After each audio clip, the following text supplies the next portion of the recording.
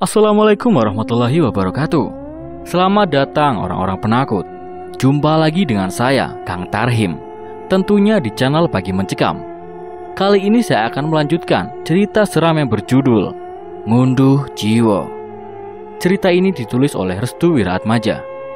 Seperti apa cerita selengkapnya? Langsung saja. Selamat mendengarkan dan awas, dia ada di belakangmu.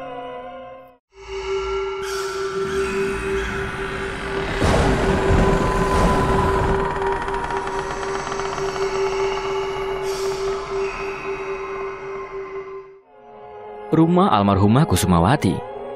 Pak Wikto mengenakan lagi pakaiannya. Ia kemudian mengambil air minum dan menyerahkannya kepada Bunda Melati. Sebentar lagi bulan pengantin. Bagus juga harus melakukan ritual yang sama. Aku harap semuanya benar-benar dalam kendali yang aman. Pak Wikto terduduk di samping Bunda Melati. Rasanya dia harus menjalankan banyak pekerjaan berat yang di luar dari batas normal kehidupannya. Tatapannya tertuju kepada sebuah cermin yang ada di hadapannya. Pelan-pelan, Pak Wikto menyadari kesalahannya. Entah mengapa, ia sangat merindukan mendiang istrinya. Sebagai seorang lelaki, tentunya kesalahan adalah sebuah mimpi buruk baginya. Keadaan memang membuatnya sedegar singa jantan yang berjalan menyusuri hutan-hutan untuk mencari mangsa. Namun, hati kecilnya sangat merindukan tempat berpulang untuk mencurahkan apa saja yang menjadi keinginannya saat itu. Persis seperti Pak Wikto, hati kecilnya seperti merasakan penyesalan. Baru beberapa saat yang lalu, dirinya telah meniduri wanita lain dengan hasrat setan yang merasuki jiwanya hanya demi kekayaan sesaat. Sebelum itu, dia seharusnya sudah tahu apa yang akan dilakukannya, yaitu mengantarkan anaknya menuju ke tempat peristirahatan terakhir sang ibu yang baru saja meninggal dunia. Lamunan dari Pak Wikto membuat Bunda Melati terheran-heran. Ia pun mendekatkan dirinya kepada hadapan Pak Wikto sembari memberikan ciuman manisnya. "Apakah kamu sedang memikirkan istrimu yang baru saja dikubur?" tanya Bunda Melati. Pak Wikto tidak bisa berbohong. Kali ini tatapannya berubah, seolah-olah menjadi lemah di hadapan Bunda Melati. Ia menahan dengan kuatnya agar air mata tidak terjatuh serta memberikan penggambaran terkait emosi terpendamnya akan apa yang dirasakan saat itu juga. Tidak, aku tidak memikirkan hal itu. Ketahuilah Wikto, laki-laki saat berbohong, matanya akan menerka-nerka ke arah yang berlawanan. Pandangannya akan berubah menjadi lebih takut jika apa yang dipikirkannya terbaca dengan jelas terhadap seorang wanita. Benar, Bunda Melati merasakan hasrat itu karena dia seorang wanita. Tentu saja apa yang dirasakan oleh Pak Wikto sangat terbaca dan bisa dirasakan oleh Bunda Melati sendiri. Jadi, apakah kamu ingin melanjutkan persyaratan kita selanjutnya? Dengan tatapan yang penuh berkaca-kaca, Pak Wikto akhirnya mengungkapkan keinginannya. Walau dengan terpaksa, ia tetap memberikan jawaban yang sesuai dengan dugaan Bunda Melati. Mari, lanjutkan ritualnya. Bunda Melati langsung membereskan semua barang-barangnya. Ia tahu jika penguburan yang dilakukan oleh para warga sudah selesai. Karena itulah, Bunda Melati tidak ingin berlama-lama berada di sekitaran rumah Pak Wikto, karena maksud dan tujuannya sudah tersampaikan. Begitu pula dengan Bagus dan yang lainnya. Mereka masih menunggu di luar, sembari melihat keadaan luar. Bunda sudah selesai? Tanya Bagus. Sudah anakku. Bagaimana dengan penguburannya? Sudah selesai? Tanya Bunda Melati kepada Bagus dan yang lainnya. Dari kejauhan, mereka melihat rombongan para warga yang sudah berduyun-duyun kembali menuju ke rumah Pak Wikto. Mereka sudah terlihat dari kejauhan. Baiklah, kita harus pergi dari tempat ini. Sebelum pergi, Bunda Melati menatap langit-langit rumah Pak Wikto. Begitu juga dengan saat dirinya memandangi Pak Wikto dengan tatapan yang penuh gairah. Sebentar lagi, wadah dari demit manten akan terisi dengan orang yang berbeda. Aku berharap rumah kalian semua direnovasi setelahnya. Bi Ima dan Cici hanya tersenyum mendengar kalimat itu. Begitu juga Pak Wito. Mereka tahu jika Bunda Melati sudah mengatakan hal yang demikian, itu artinya pembagian hasil akan dilakukan. Mesin mobil segera dihidupkan oleh Bagus. Cici menuju ke bagian depan berdekatan dengan Bagus. Sedangkan Bunda Melati dan juga Bi Ima, mereka berada di tempat duduk bagian belakang. Mereka pun perlahan meninggalkan Pak Wito yang masih berdiri di hadapan rumahnya dengan isi kepala yang penuh kebingungan. Sebelum Ustadz Somantri dan juga Ibu Sumi membahas terkait lebih dalam akan kematian dari Ibu Heni, mereka terlebih dahulu mengantarkan JK ke rumah. Di saat Ibu Sumi ingin pulang, JK langsung memeluk tubuh Ibu Sumi. Seperti halnya ikatan sebuah keluarga, JK tidak ingin jika Ibu Sumi meninggalkannya. Lalu, JK membisiki sesuatu tepat di telinga Ibu Sumi. "Bu, jangan sampai mati ya." Kalimat itu tentunya membuat Ibu Sumi terketuk hatinya. Ia tidak membayangkan jika resiko untuk memecahkan masalah ini seperti berada di ambang kematian. Kedua tangan Ibu Sumi benar-benar bergetar. Ia bahkan tidak mampu untuk mendekap balik tubuh JK karena kalimat yang baru saja ia lontarkan. Seperti kalimat yang sangat indah didengar, namun sangat menyayat hati dan terus terngiang-ngiang di dalam kepala. Selepas memeluk tubuh Ibu Sumi, JK pun menundukkan badannya. Ia kemudian masuk ke dalam rumahnya. Hari itu, Ibu Sumi melihat seorang anak yang kehilangan arah. Ia bahkan tidak mengenal dengan jelas terkait bagaimana jadinya jika seorang anak hidup sendiri dan hanya menuduh takdir sebagai penyebab kematian dari ibunya. "Bu, Ibu gak apa-apa?" tanya Pak Sumardi. "Apakah kematianku sudah dekat, Pak?" "Ibu ngomong apa toh? Pak Mali ngomong seperti itu." "Orang-orang terdekat kita sudah dikuburkan. Kita tidak tahu harus menyalahkan siapa. Apakah takdir yang membuat kita meninggal seperti ini? Atau karena kehendak manusia yang memang ingin mempercepat kematian manusia lainnya hanya karena ambisinya sendiri?" Kalimat itu membuat seorang Ustadz Somantri pun terdiam. Ia bahkan tidak bisa mengatakan apapun untuk menangkis semua asumsi yang baru saja ia katakan. Kematian dari Ibu Heni membuat luka banyak orang, termasuk Ibu Sumi sendiri. JK seolah-olah meminta kepadanya untuk bisa mengungkapkan siapa pelakunya, walau sudah jelas di depan mata jika Bunda Melatilah adalah pelaku dari pengaturan ngunduh jiwa ini berlangsung. "Jadi, apakah kita bisa melanjutkan obrolan kita?" tanya Ustadz Somantri. "Iya Ustadz, sebelum bulan pengantin tiba, aku ingin semuanya terselesaikan." Ibu Sumi pun akhirnya mengantarkan Ustadz Somantri menuju ke rumahnya. Mereka ingin membahas lebih dalam terkait dengan menyelesaikan ngunduh jiwa beserta menuntaskan orang-orang yang berkaitan dengannya. Sementara itu, di Desa Wongso, Dini masih berdiri di depan rumahnya. Ia menunggu kedatangan calon suaminya yang hari ini ingin menjemputnya untuk menuju ke tempat Bi Ima. Sudah beberapa hari rasanya Dini tidak dirias oleh Bi Ima.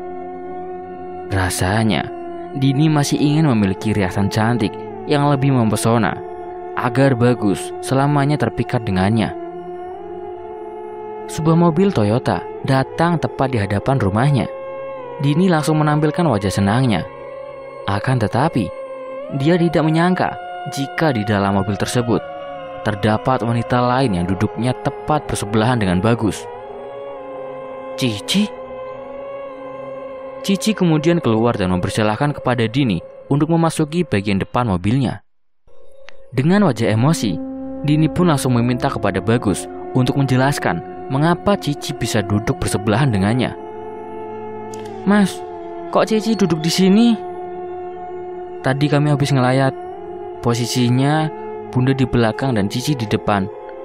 Jadi mau gak mau, untuk mempercepat waktu, kita langsung menuju ke rumah kamu tanpa memindahkan Cici terlebih dahulu." Dini masih menampakkan wajah kesalnya. Cemburunya lebih dulu membakar hatinya tanpa mengetahui lebih dalam apa yang sebenarnya terjadi. Begitulah wanita dan Bagus. Dia tidak mau jika tempat duduknya didahului oleh wanita yang lainnya. Kalian berdua memang benar-benar pasangan yang serasi, ucap Biimah. Dini hanya terdiam. Dia sangat kesal terhadap Biimah dan juga Cici yang kali ini berada dalam satu mobil yang sama. Padahal Dini ingin bermesraan lebih lama dengan Bagus. Namun apa daya, kedua orang ini benar-benar mengganggu momen percintaannya. Ya nggak apa-apa toh, Bi. Lagian juga sebentar lagi Dini akan resmi menjadi istriku. Tiba-tiba Dini menjadi salah tingkah. Ia tersenyum lebar, seakan-akan kekecewaannya telah terbayarkan dengan rayuan maut dari mulut Bagus. Namun, kegembiraan Dini tidak berlangsung lama. Cici yang rupanya memiliki perasaan yang sama langsung menambahkannya. Memangnya Dini bisa hidup selamanya dengan Bagus? Tanya Cici. Dini langsung menoleh ke arah belakang. Tatapan tajamnya langsung mengarah ke Cici. Tampaknya apa yang ia rasakan benar-benar terjadi. Dini benar-benar meyakini jika Cici juga memiliki perasaan yang sama dengannya. Bukankah kau seorang wanita? Apa salahnya menutup mulutmu dengan rapat? Bagaimana jadinya jika kamu yang merasakan di posisiku saat ini? Tanya Dini. Sudah sayang, Cici cuma bercanda. Maksud Mbak Dini, bagaimana perasaanku jika berada di posisimu? Sudah sangat jelas lah.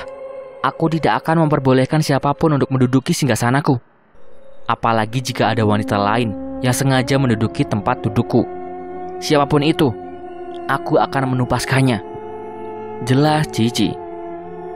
Biima langsung menyumpal mulut Cici dengan tangannya.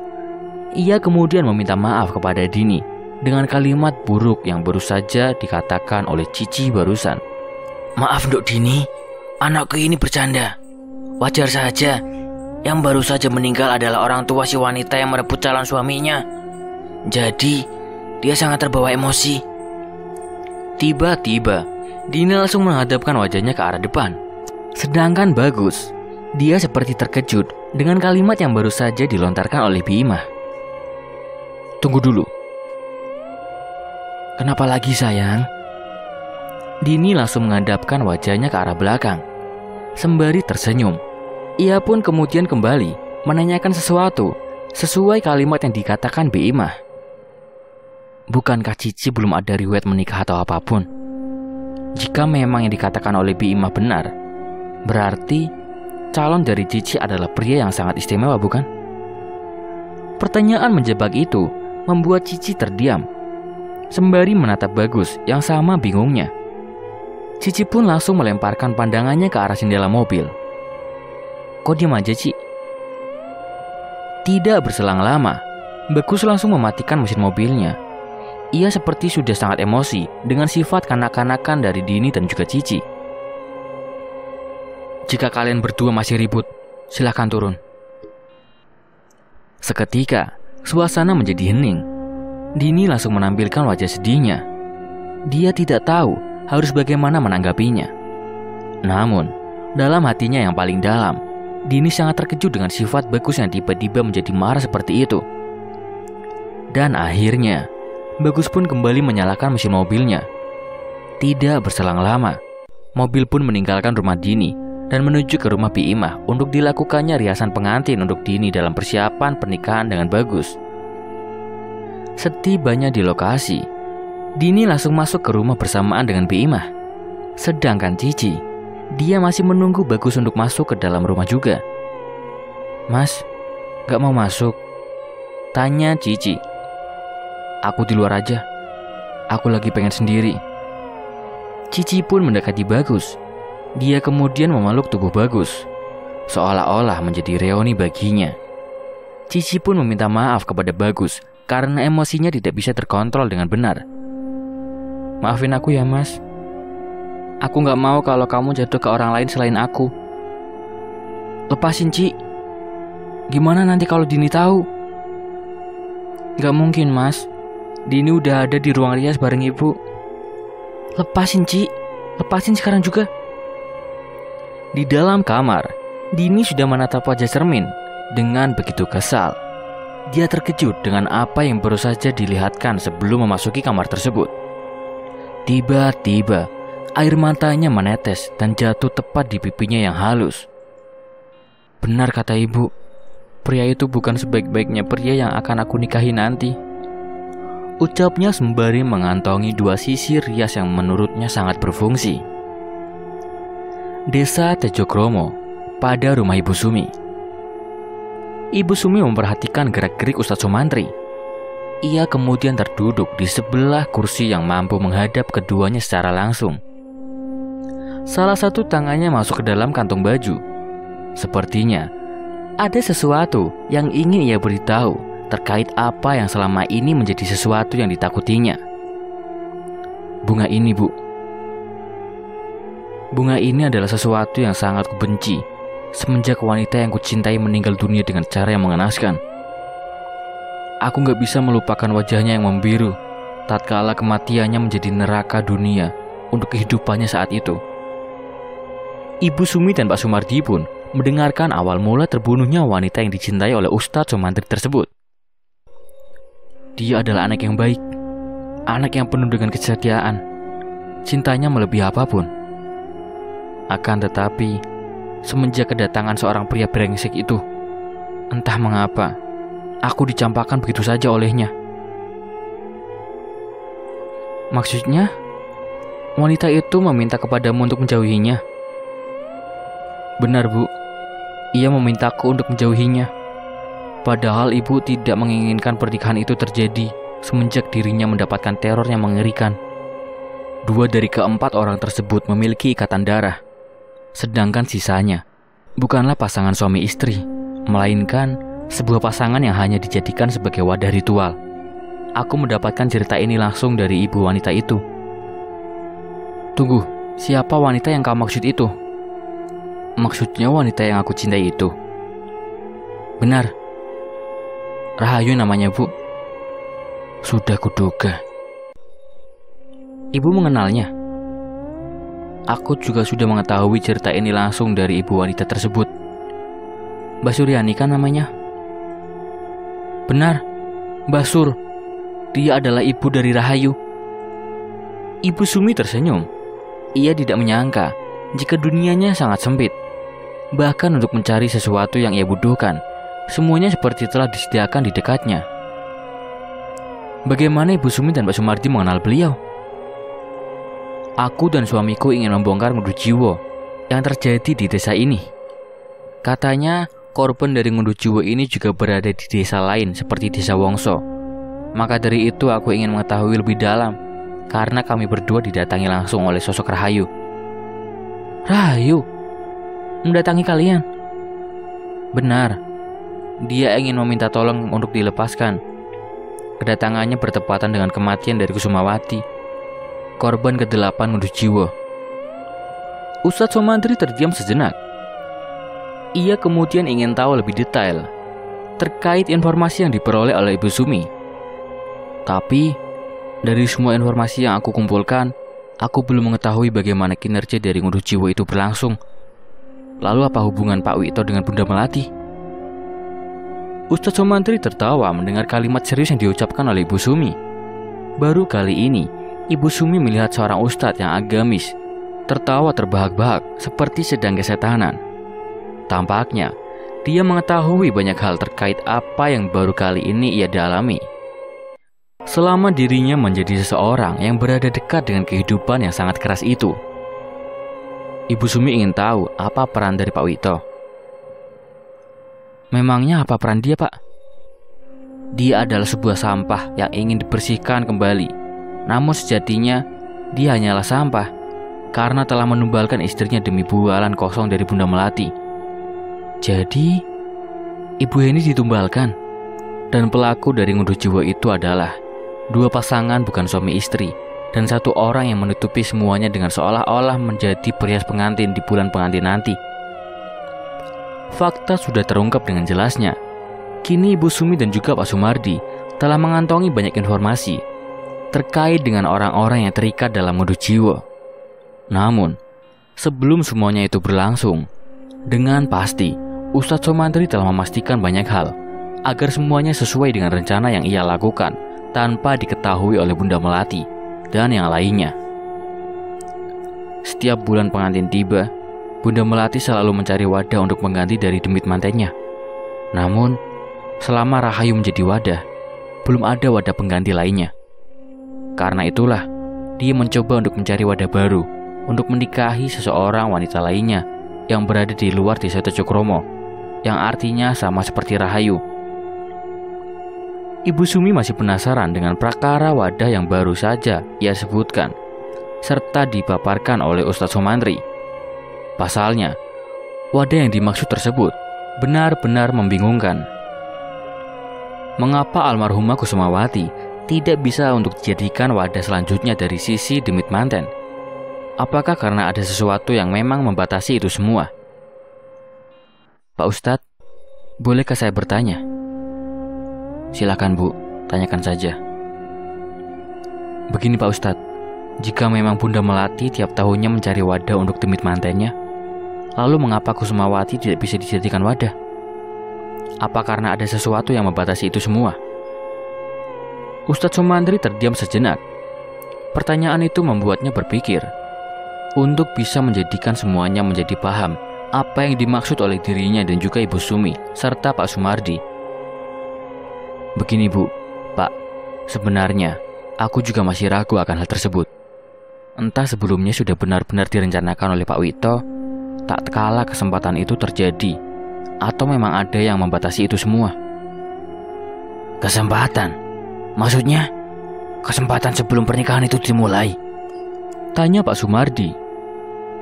Benar Pak, aku curiga jika Pak Wito memang sudah mengetahui maksud dan tujuan dari Bunda Melati. Lalu dia dengan mudahnya menerima tawaran dari Bunda Melati. Seakan menjadi tawaran yang menarik, proses penumbalan tetap dijalankan tanpa menjadikan Kusumawati sebagai wadah. Akan tetapi, Ibu Henilah yang menjadi pertukarannya. Atau mungkin karena memang Pak Wito sendiri yang sengaja mengajukan diri jika Kusumawati akan dijadikan sebagai pengantin tepat di bulan pengantin. Sedikit masuk logika dari apa yang barusan dikatakan oleh Pak Sumantri terkait hal tersebut. Jika dipaparkan alurnya, Pak Wito sengaja mengajukan Kusumawati sebagai pengantin dari Bagus di bulan pengantin. Dengan begitu, Pak Wito juga telah mengetahui apa yang telah diperbuat oleh Bunda Melati, sampai-sampai dirinya merelakan Ibu Heni untuk dijadikan tumbal praktek pesugihan. Berbagai asumsi terus diciptakan di antara diskusi tersebut, hingga akhirnya Pak Sumardi kembali menarik kesimpulan dengan mengaitkan Mbah Sur. Jika Kusumawati benar-benar diajukan diri sebagai tumbal, lantas apakah kasus dari Rahayu bisa disamakan dengan kasus Kusumawati? Baru saja Pak Sumardi mengatakan hal demikian, tiba-tiba Ustadz Sumantri langsung menarik kerah baju dari Pak Sumardi dengan kencang. Dijatuhkannya Pak Sumardi ke lantai hingga membuat Ibu Sumi terkejut melihatnya. Bruk! Leher Pak Sumardi ditekan dengan bagian sikut dari Ustadz Sumantri. Dia merasa tersindir dengan asumsi yang baru disampaikan olehnya terkait dengan kasus Kusumawati yang disamakan dengan kasus Rahayu. Tidak mungkin jika Rahayu ditumbalkan oleh Mbah Sur. Aku sendiri tahu jika Mbah Sur orang biasa. Dia tidak memiliki apapun. Hidupnya juga sebatang kara. Mana mungkin Mbah Sur bisa mendapatkan kekayaan dengan cara menumbalkan Rahayu dan melakukan perjanjian khusus dengan demit manten. Mimik wajah dari Ustadz Sumantri benar-benar berubah. Sesaat tatkala Pak Sumardi mengatakan tentang hal yang tidak baik terhadap Rahayu. Mungkin cinta dari Ustadz Sumantri sangatlah besar, sampai-sampai dirinya rela melakukan apapun demi mendapatkan apa yang dia mau. Perlahan, Ustadz Sumantri melepaskan sikutnya terhadap Pak Sumardi. Ibu Sumi memang tidak berbuat banyak hal, namun ia sendiri sangat kecewa dengan sikap arogan yang dilakukan oleh Ustadz Sumantri dengan melakukan hal demikian. Maaf Pak, saya lepas kendali. Ustadz Sumantri pun mengulurkan tangannya ke Pak Sumardi. Akan tetapi, Pak Sumardi sendiri tidak mau menerimanya. Ia lebih memilih untuk bangun sendiri dan kembali terduduk sembari menatap tajam ke arah Ustadz Sumantri. Mungkin sampai di sini saja. Kau boleh pulang. Kita belum membahas jauh tentang demit, manten, dan semuanya, Pak. Mengapa harus buru-buru? Aku tidak memerlukan orang yang mudah tersulut amarah jika kenyataan yang terjadi itu benar adanya. Maksudmu, kau menyamakan kematian Rahayu sama dengan Kusumawati? Mereka berdua sama-sama tumbal yang diajukan oleh orang tuanya. Aku belum meyakini akan hal tersebut. Namun, istriku memiliki jawaban yang tepat akan apa yang tidak kamu ketahui untuk kedepannya. Diam-diam, Ibu Sumi membenarkan peringatan keras dari suaminya. Ia bahkan tidak menyalahkan suaminya jika penyebab kematian dari Rahayu oleh sebab tumbal yang diajukan oleh Mbah Sur. Peringatan keras itu membuat Pak Sumantri akhirnya keluar dari rumah dengan wajah penuh penyesalan. Amarahnya telah menenggelamkan dirinya ke dalam jurang penyesalan terhadap apa yang telah ia lakukan kepada Pak Sumardi. Sedangkan Pak Sumardi, dia masih memegangi leher yang sempat ditekan kencang oleh Ustadz Sumantri. Ia tidak menyangka jika Ustadz Sumantri adalah orang yang mudah tersulut dengan perkataan yang berkaitan dengan Rahayu. Bu, apakah ada perkataanku yang salah mengenai Rahayu? Sembari memegangi kedua tangan Pak Sumardi, Ibu Sumi menatap wajah suaminya dengan tatapan yang penuh perhatian. Tidak, Pak. Aku sudah menduga jika manusia-manusia itu hanya membela dirinya ketika berada dalam keadaan yang sulit. Sama halnya Mbah Sur. Dia adalah orang yang penuh dengan kecurigaan. Aku yakin ada sesuatu yang sedang disembunyikan olehnya.